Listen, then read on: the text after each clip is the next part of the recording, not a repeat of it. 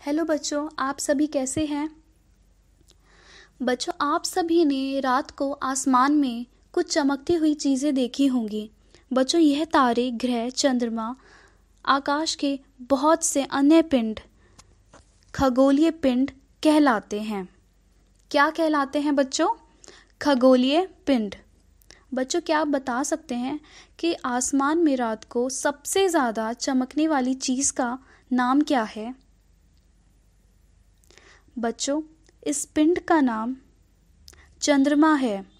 बच्चों, आप सबने देखा होगा कि चंद्रमा कभी तो पूरा गोल दिखाई देता है, कभी दिखाई ही नहीं देता और कभी आधा आधा दिखाई देता है।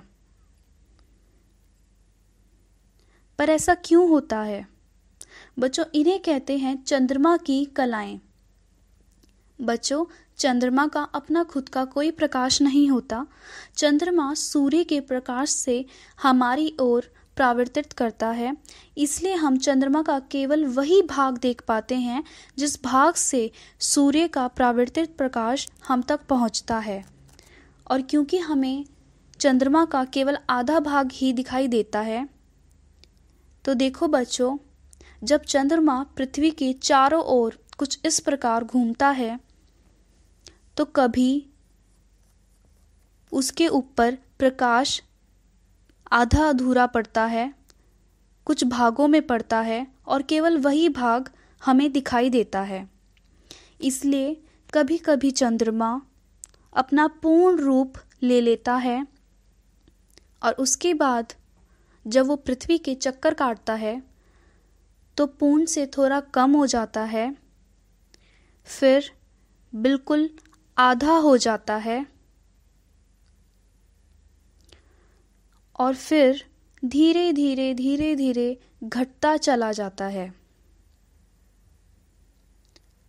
और फिर कुछ समय बाद चंद्रमा गायब हो जाता है और हम सबको नहीं दिखाई देता। देखो बच्चों, जब चंद्रमा पूर्ण होता है तो वह दिन पूर्णिमा कहलाता है। और जब चंद्रमा आधा होता है तो वह दिन बच्चों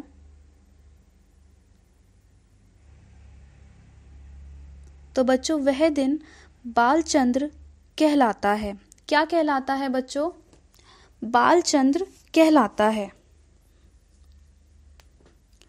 और बच्चों, जब आसमान में चंद्रमा दिखाई ही नहीं देता तो वह दिन अमावस्या कहलाता है। क्या कहलाता है बच्चों? अमावस्या। बच्चों, आप सभी ने चंद्रमा को हमेशा चमकता हुआ ही देखा होगा, पर क्या आप जानते हैं कि असल में चंद्रमा ऐसा नहीं है।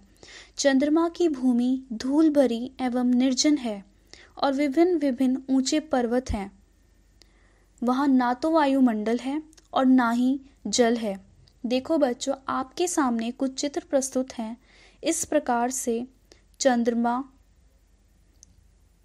की भूमि को आप देख सकते हैं।